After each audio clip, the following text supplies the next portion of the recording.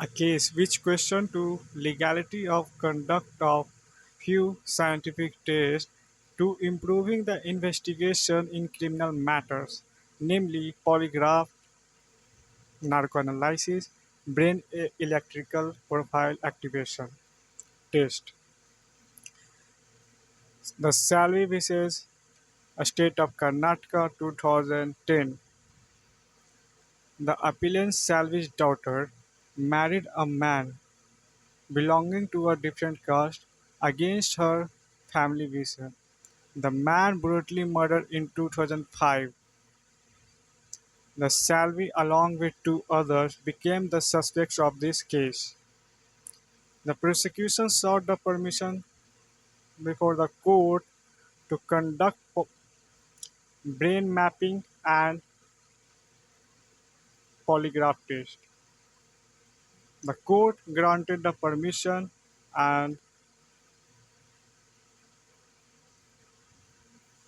when the results of this case shows the deception, the prosecution again sought the permission before the magistrate to conduct narcoanalysis tests, and the result again was failure. Then Salvi, along with two others, challenged this decision of the court in the High Court of Karnataka,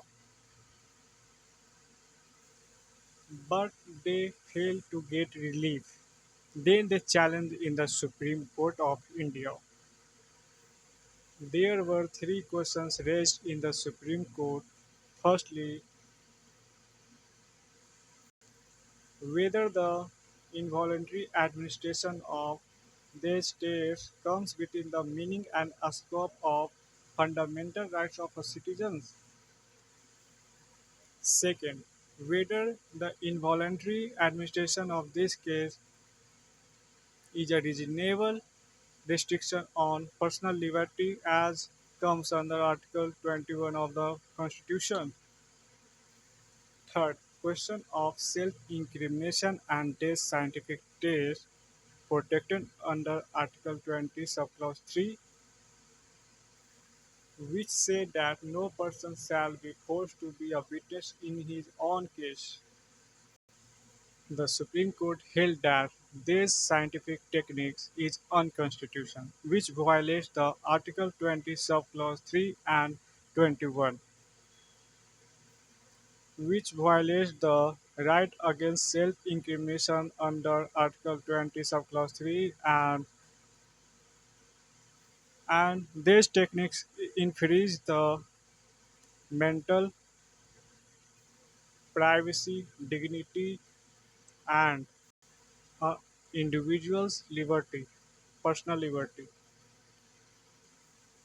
The court also said that this case conducted only with the consent of the person,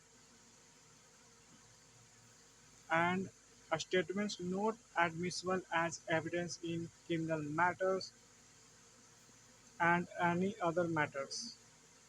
Only few relevant matters discovered in this during these techniques can be admissible in the court as evidence.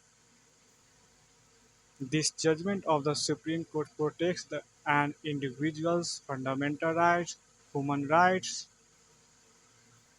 personal liberty, privacy, mental privacy,